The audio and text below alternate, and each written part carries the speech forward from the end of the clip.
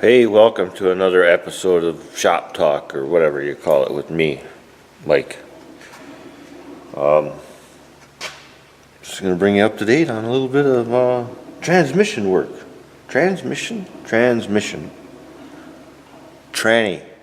Not that kind, not that kind. But tranny work. Back inside the old devil.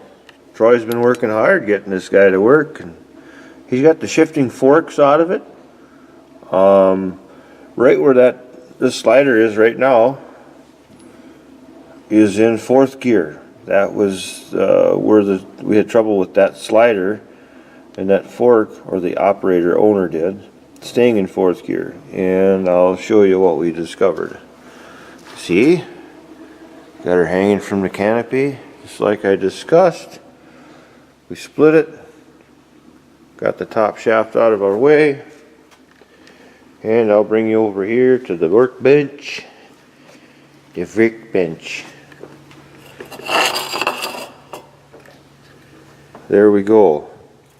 Friction discs pretty much gone. Well, that's where that one was missing. In here, 4 springs. 2 little ball bearings. There's 2 of them missing, so that it wouldn't stay in the right spot very well. So in the housing, so we've got all the parts, these parts coming, and new bearings for the ends, so we can put all this back together. Hey, look, we had to weld one out. They did. Okay. Blind hole bearing. Yeah, sometimes that's how you do it. You gotta get them out of there. Okay, back to the other part. So why it wouldn't stay in the fourth gear. These are the shifting forks. Here I am with a flashlight, whatever. The forks, these ride back and forth on a rod in there. When you shift gears, it puts things in the right position, and they follow in these slots. Some of you guys will know that, some won't. Anyways, what we looked at, it wouldn't stay in fourth very well. If you look real close right here, this guy is in really, really good shape, which follows in the slot. When this arm moves, it positions the fork, positions the gear in the right place, if you will.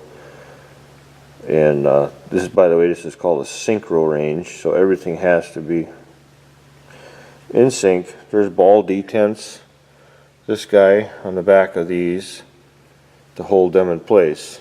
Well, here, this one is all chowdered to you know what.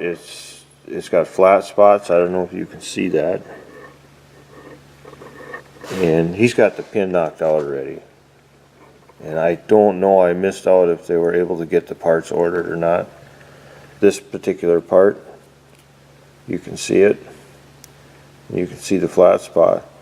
So that 16th, or, well, whatever the tolerance is gone. So that wouldn't hold the, I'll just set it back in there. That would not keep that shifting fork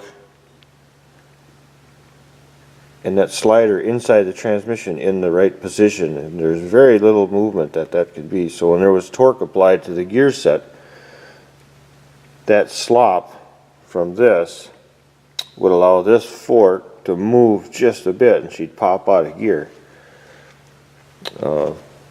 That's the best I can ascertain at the moment. You know, I'm in and out of here a lot during the day, and with the guys doing their work, and well, it was pretty apparent. You could see it. We simulated the movement of the forks, and you'd put torque on that gear, and it would just move over just that much, and that's all it needed. So I'll try to bring you back again when we get it completed. Good afternoon, folks. Remember this? Well, you will remember this. The skidder behind me, the top shaft removal. Oh, be presentable, Mike. Always be presentable. What we've got here is the top shaft. Troy got all the parts today, new bearings, new clutch pack, and I'm going to show you what that looks like before it goes in.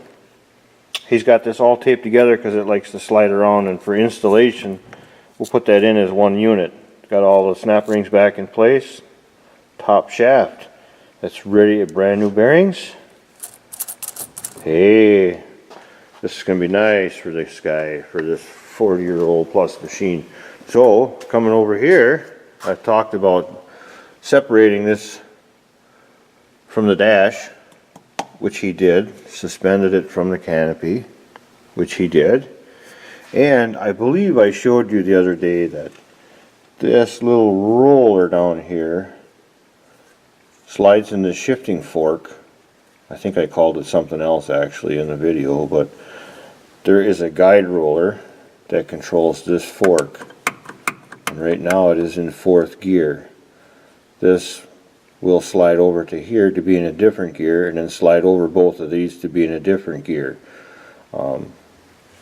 Just like, oh, let's go here. This one, let's get a little different better. This one is actually in the middle. So you've got the separate gears. If you can see that each side is rolling, this one is locked into the middle. And in the same token up there, the one in question, which is connected to this arm, which was wore out. There was a lot of slop in there, so it wouldn't. This movable collar would not stay put. It would jump over, and so now we have it locked into 4th gear. You can see that. Right underneath this is another one of these. That's all it's engaged by, is this small set of teeth right here. Just like that one, if you can tell. So those work independently. You see the turning at a different rate? That is how these things shift. It's pretty basic. So yeah, and of course this enmeshes with the top shaft. This meshes, I think this one meshes with the top shaft, and there's different arrangements up there for reverse. And there is another shifting fork that goes in here for the top shaft with those clutches. So it's nice to have new parts. Nice to get this back together. Yeah, there'll be a shifting fork on this guy right here. Same scenario. You'll be able to turn this. This actually locks it into reverse. This slides up, locks them together. Free, slides up, locks them together. So that's how that project is going. So he'll be putting that back together here in time, probably, hopefully tomorrow.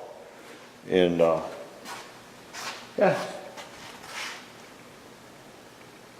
we're just like kids in a candy shop when it comes to this stuff. So it's really, really kind of fun. These guys. Ooh, he's got the top shaft in too. New bushing and bearing on the center section. That one is welded up. New bushing down there.